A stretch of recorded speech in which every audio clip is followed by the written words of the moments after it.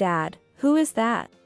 As I tentatively confirmed, my father, wrapping his hand around Sarah's shoulder, and happily said, "This person is my new wife, and Kristen's new mom. Nice to meet you." So, that was his intention. I only have one mom. I won't accept her. Then you will have to leave. The father continued with a grin. Live with the new mom. If you hate it, leave. Okay. My straightforward response surprised both Dad and Sarah. They probably never expected such an answer. Then, I'll prepare to leave. The rest is up to you two. Saying this to my stunned father and Sarah, I returned to my room to pack. Well then, thank you for everything. Oh, from now on, we are strangers. I won't know anything that happens to you. A month later, I received a call from my father. "Kristen, help me. I don't have a father, remember? My name is Kristen. A 15-year-old junior high school senior year student. Born as the only daughter to my parents, I have always been cherished and loved. I thought there couldn't be a happier child than me. However, it seems that was not the case. I came to realize this clearly in my 6th year of elementary school. Are you Kristen?"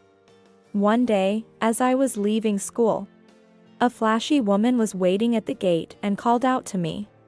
I couldn't respond right away. There are 5 words I learned from my teacher right after entering elementary school. Don't go, don't ride, shout, run away immediately, inform. These words were taught as the first thing to remember in order to protect oneself.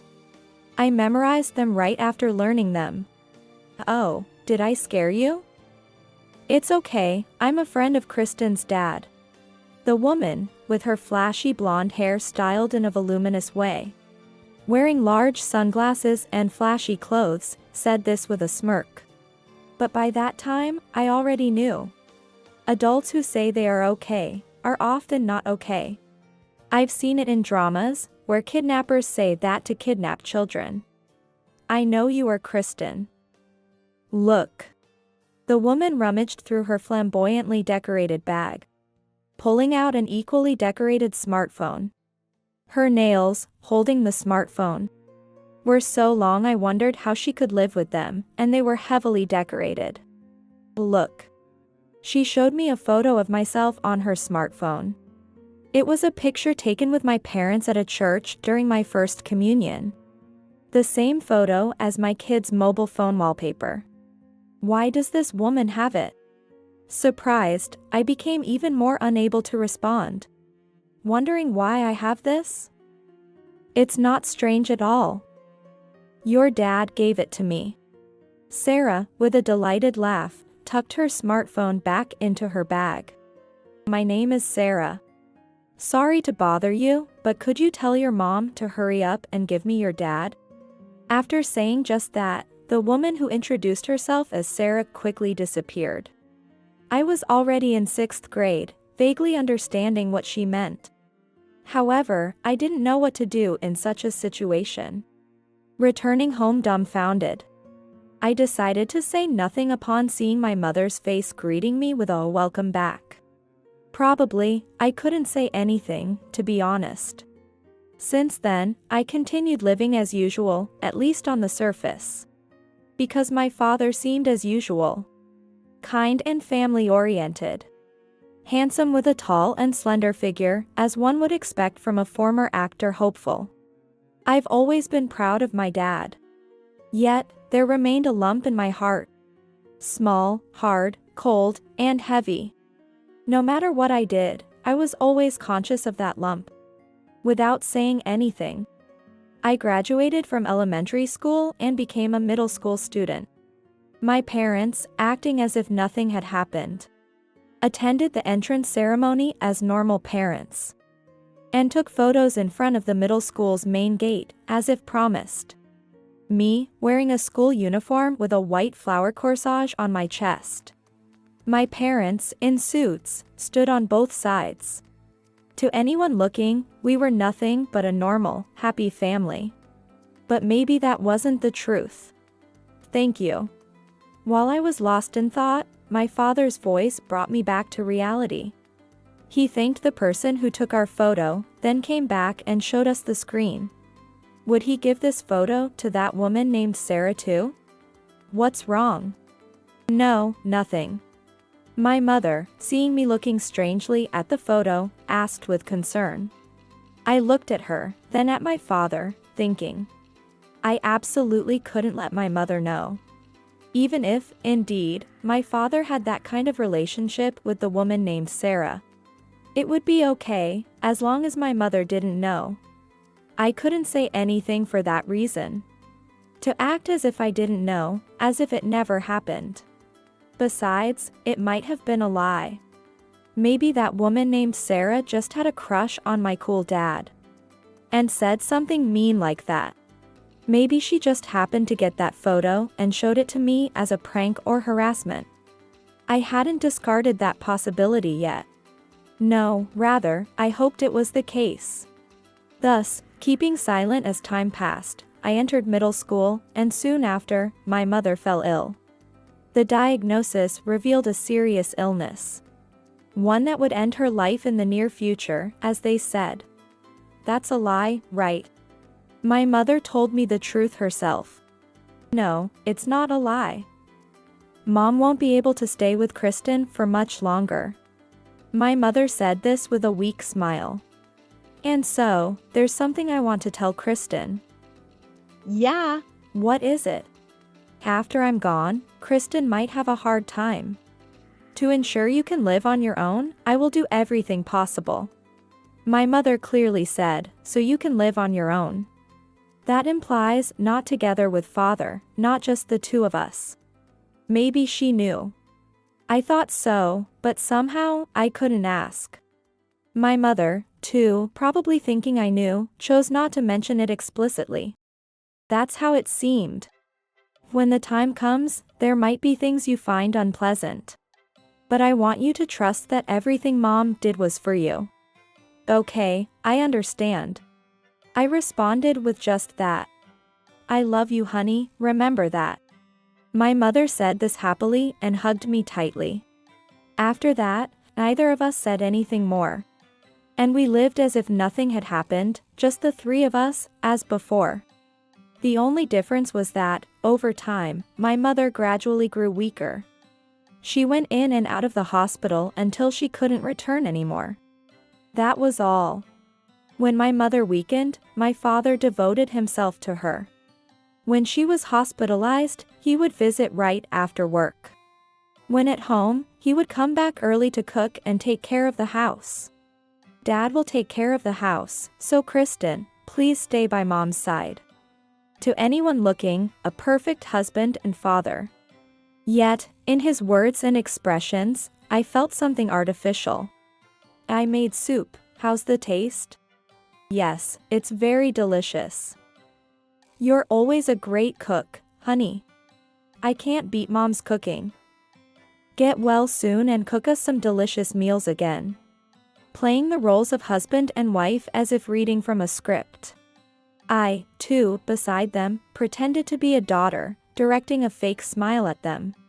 I wonder why. Why could I tell it was an act? Probably, my mother could too. As my father continued the charade, my mother and I played along. It felt like that. Just spending the last days left to my mother peacefully, as if nothing was wrong. That's all we were doing, just passing the time in a family play. About 2 years later, when I was in the 3rd year of middle school, my mother passed away. The pain and sorrow of losing a parent are something only those who have experienced it can understand. At the funeral, my father perfectly played the role of a bereaved husband. He cried just like me, but those tears felt hollow. The attendees were crying too, but I was just watching my father's performance, thinking how impressive it was. After the wake and the funeral, I was left alone. The people who attended told me to hang in there with my father. But I had a promise with my mother. From now on, I had to strive on my own. As expected, my father hardly came home anymore. You are big enough to be okay, on your own. Sorry, I'm so busy with work. Saying that, my father left the house, and I spent most of my time alone. I was prepared for it, but honestly, it was tough. I had thought that maybe, just maybe, after losing my mother, he would think a bit more about his daughter. I really wanted someone to be there for me. But there's no use thinking that way. At 15, you're both an adult and a child. And so, I got used to the lonely days. And the day after the month since my mother's passing, an incident happened. It was a Saturday. I was alone at home since it was a school holiday, but it started getting noisy outside the house. First, take out all the unnecessary stuff. After cleaning up, bring in the stuff from over here. My father was loudly directing many people. What's going on? What about Mom's things?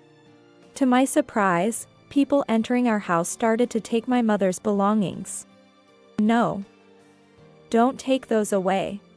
I stood at the entrance, blocking the people trying to take the stuff away. They were probably movers. They all looked troubled at me. The movers were just doing the job they were asked to do. I knew that, but who asked them to do this job? Dad. Why are you taking Mom's things? Mom's gone, and we need to move on. So, no one will use those tools anymore. That's why they are being taken away. I blocked the entrance again, ensuring nothing could be taken out. No. What are you planning to do with them? Things that can be sold will be sold, and the rest will be disposed of.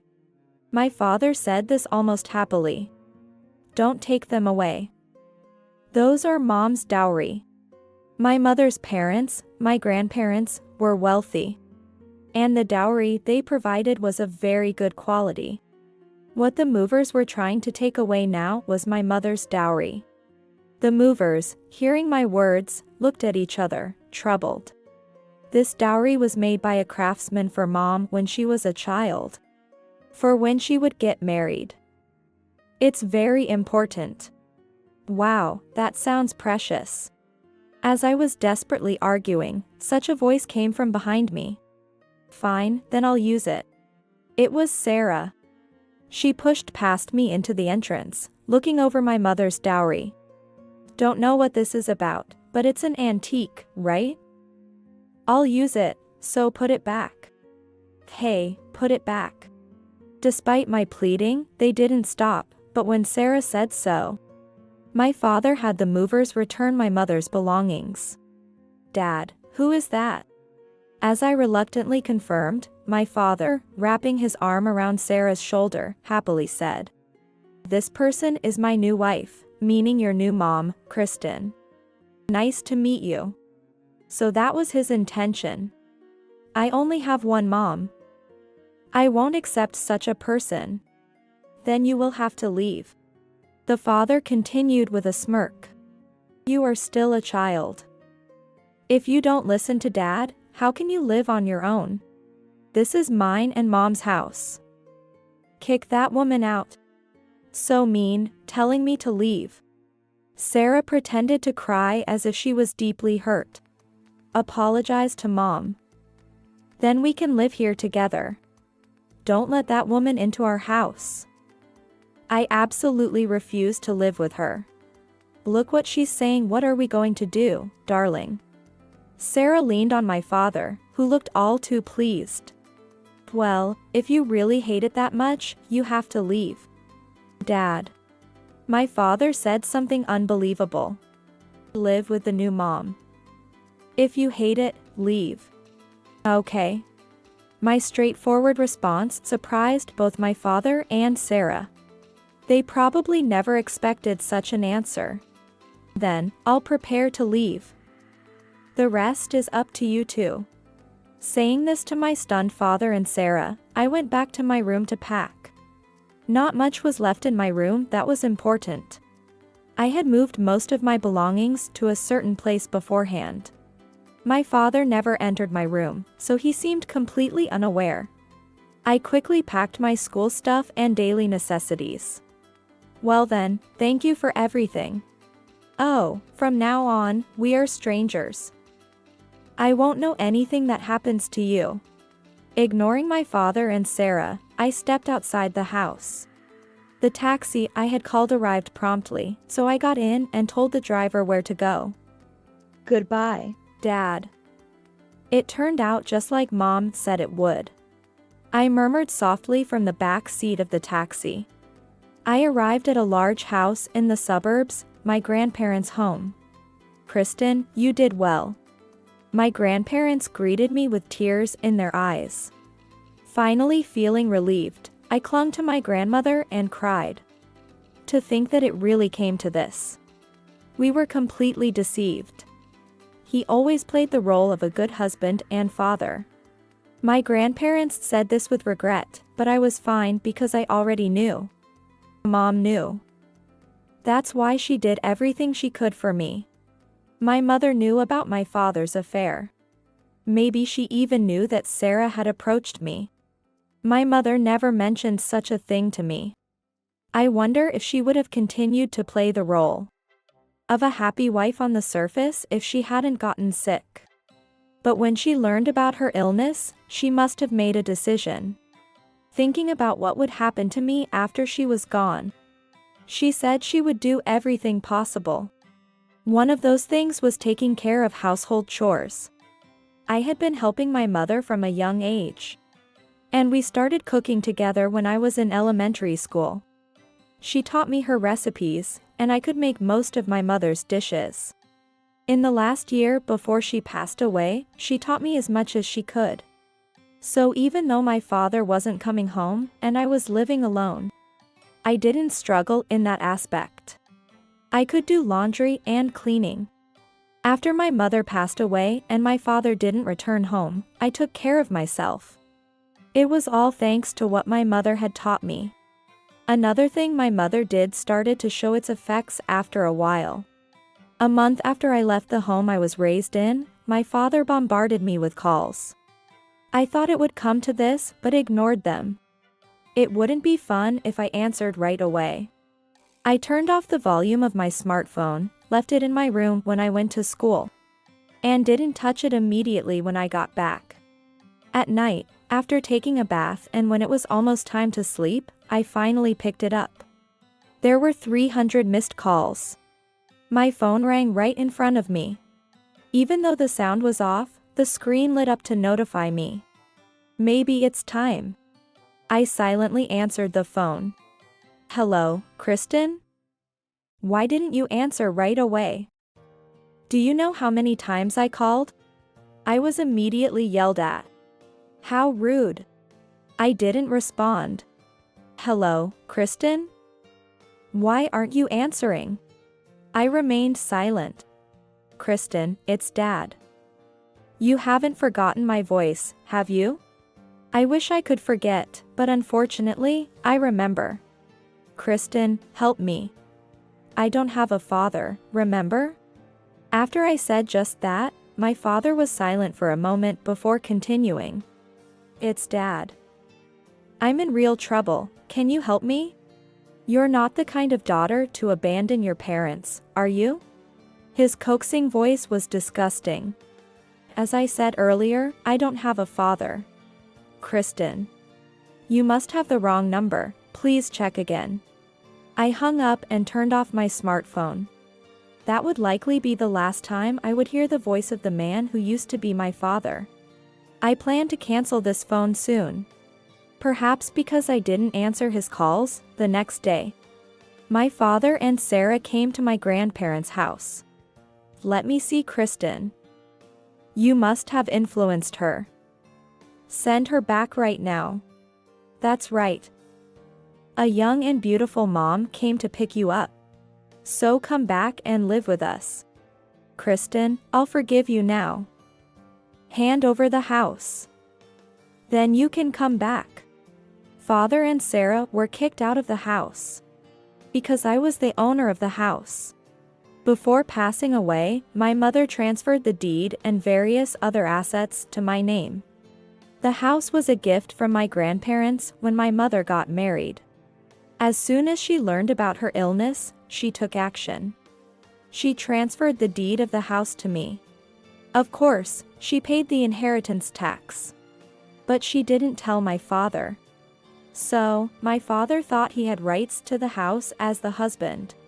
He believed he was entitled to my mother's estate and panicked when he realized otherwise. I asked a lawyer, who was acting as my guardian, to send a certified letter to my father demanding he vacate the property. That's when he learned the truth and desperately contacted me. The letter stated he had to leave within a month or face a lawsuit. It also mentioned that all the furniture inside the house belonged to me, and that I would claim damages for any damages. Before leaving the house, I had taken photos of all the household items. I remembered the movers handling things quite roughly. Maybe Sarah also damaged something. Those high-quality, one-of-a-kind pieces made by craftsmen would cost quite a bit to repair. Hopefully, they weren't damaged.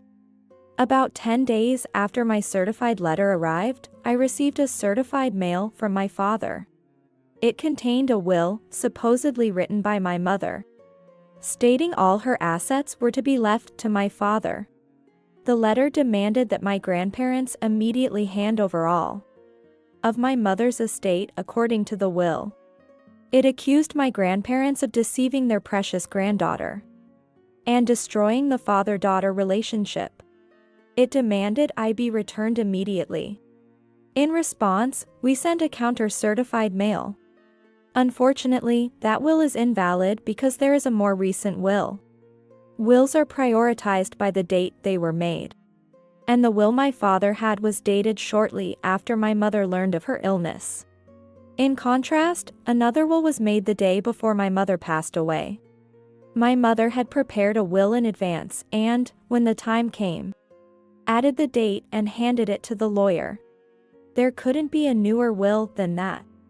In my mother's shaky handwriting, I could feel her determination not to leave anything to my father. Her will stated, all of her estate would be left to Kristen. Kristen would be adopted by her grandfather, and her father would not be given custody. The arrangements for this were entrusted to the lawyer acting as Kristen's guardian. Most of my mother's estate was already in my name. But this was her way of stating that not even the last penny should go to my father. A few days after sending the second certified mail, a lawyer hired by my father contacted us. He said my father wanted to meet with me. Your father thinks there has been some misunderstanding. He can't understand why you suddenly left home and treated him this way. What happened? My father had told the lawyer that I had silently gone to my grandparents' house, making it impossible to contact me. He said he had visited my grandparents' house, but was threatened with police involvement and was refused a meeting. He suggested that maybe I was being held against my will by my grandparents. He was terribly worried. His daughter, me, is still a minor. As her biological parent, he couldn't accept that I would agree to being adopted by my grandfather without his permission. Maybe my grandparents had misled me, and I believed them. She's my precious only daughter left by my wife. Please, I beg you, help me get my daughter back. The lawyer said it was hard to watch my father speak so tearfully. He looked genuinely distressed. Your father said that since losing your mother, you might be a bit confused. He too lost the love of his life and couldn't provide the support you needed. He thinks that might be the reason. Even when my mother was alive, I wondered why he always seemed so theatrical. Maybe because he once aspired to be an actor. I remembered something. On her deathbed, my mother asked my father to take care of me. And he agreed, holding her hand. Even my grandparents, who were suspicious of my father, were moved to tears by that scene, which looked like something out of a drama. I watched coldly as my father held my mother's hand. I couldn't feel any warmth of love in that gesture. He's going to keep up the act till the end, isn't he? I said this and played a recording for the lawyer. It included everything from when the movers came to our house to when my grandparents visited. It revealed my father's true nature. The lawyer's expression changed upon hearing it. My father had always pretended to care deeply for me and my mother. But once my mother passed away and he brought Sarah into our home, his true colors were finally revealed. I had finally obtained evidence. This changes things. I'm sorry. The lawyer apologized and left. He later informed us that he had terminated his representation of my father due to the false pretenses under which he was hired and had charged him a penalty. After this, it's unlikely anyone will take your father's case. Exactly. No one would take his side if they knew the truth.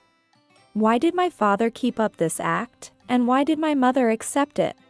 There was a reason. My father was my mother's first love. When she was in middle school, the same age I am now, she saw a play and became a fan of my father. At that time, my father was a member of a small theater group, aspiring to be an actor. My mother, engaging in what we'd now call fan activities, fell in love with him and they started dating.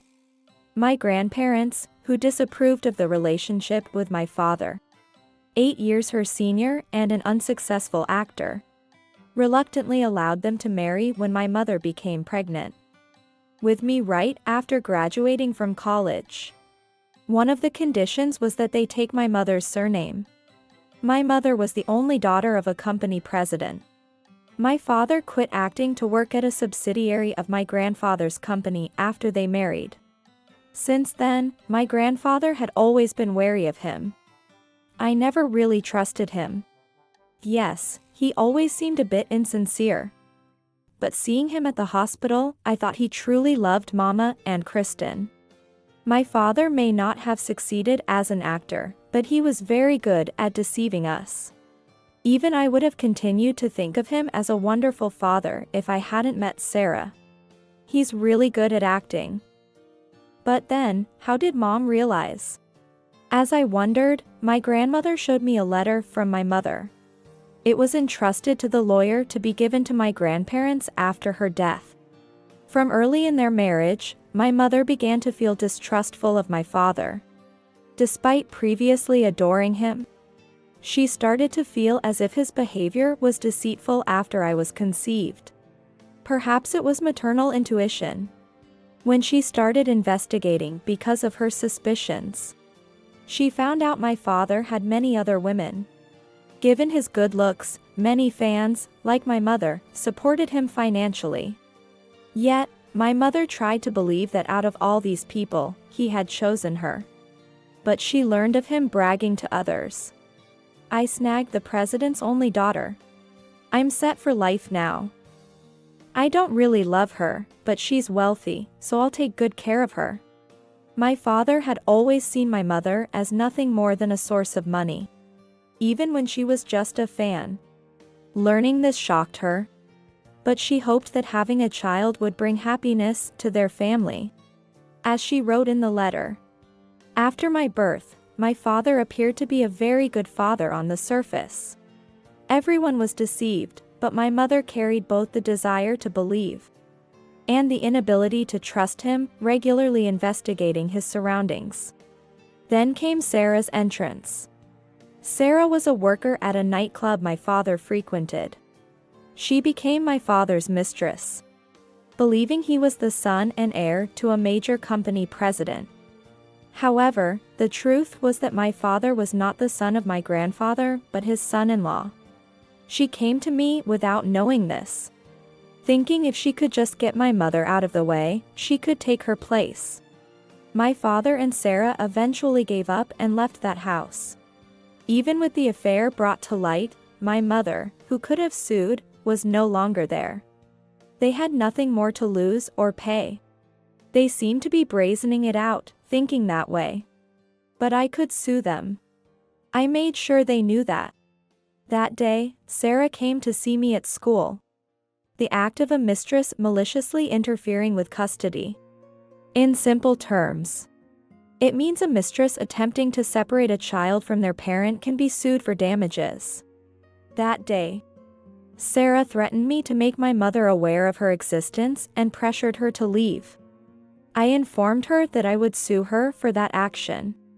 Sarah denied doing such a thing, but a private investigator, who had been looking into Sarah, happened to catch that moment and recorded it as evidence.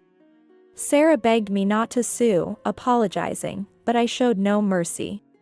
As a result of the lawsuit, Sarah's actions became widely known, and she was no longer able to work at the bar. Some people caused trouble, but apparently, the clientele dwindled significantly once they learned she had done such a thing to a child. The bar where my father met her was quite upscale. Such establishments value their reputation above all else, and can't afford to employ someone like Sarah. The bar fired Sarah. She threatened to sue me for defamation, but I told her to go ahead. Being sued by her would not trouble me at all. Instead, Sarah would likely face more difficulties. In the end, she did not sue and left the club. She probably won't be able to work in such a high-end place again. My lawsuit is still ongoing. Even if I win, I won't get much money, but that's not the point. I'm determined to see this through to the end and not let them escape justice. My father also became unable to stay at his company. He had gotten the job through my grandfather's connections, and had been posing as a potential successor because he was the son-in-law. But this incident revealed that I, his daughter, had kicked him out of the house and that he had had a mistress for years. It turns out he wasn't very competent at his job. Well, he could always make himself look capable, thanks to his acting skills, making him appear shrewd, but in reality, he was pretty much incompetent. Everyone came to realize this anew. With such acting skills, it's a wonder he didn't succeed as an actor. Perhaps the entertainment industry requires more than just talent. Maybe the stars have something my father lacked, an aura or presence. Anyway, his true nature being revealed led to a flood of pent-up frustrations from those around him. He became persona non grata everywhere, looked down upon not just by colleagues but also by business partners. His good looks, which had previously garnered him favorable attention from female employees, now earned him their scorn. He lingered at the company for a while but eventually left due to the unbearable atmosphere. He's now living in a small apartment with Sarah. He's reached out a few times asking for help, but we are strangers now. Moreover, strangers I detest. I have no obligation to help him. By the way, Sarah did damage my mother's dowry. When I claimed compensation for it, she must have realized further lawsuits would be troublesome and paid up fully. Maybe she used my father's severance pay or savings, or perhaps even took on debt. But that's none of my concern. I told them before, you're on your own. I've officially become my grandfather's adopted child. It's just a change in legal status without a change in name or anything else. However, I'll be going to school abroad from high school to prepare to take over my grandfather's role. Losing my mother was incredibly sad and lonely. I still cry when I remember her. But I can't cry forever. My mother must have known such a day would come. So she made sure I wouldn't struggle with language abroad by teaching me several languages. She really raised me to survive anywhere. I'm just starting to walk towards a bright future for myself. I want to absorb everything I can abroad, living up to my mother's expectations. And I'm determined to meet someone who truly loves me for who I am. In this regard, Mom was a negative example, wasn't she? As I said this, I felt as if the photo of my mother smiled back at me a bit sheepishly.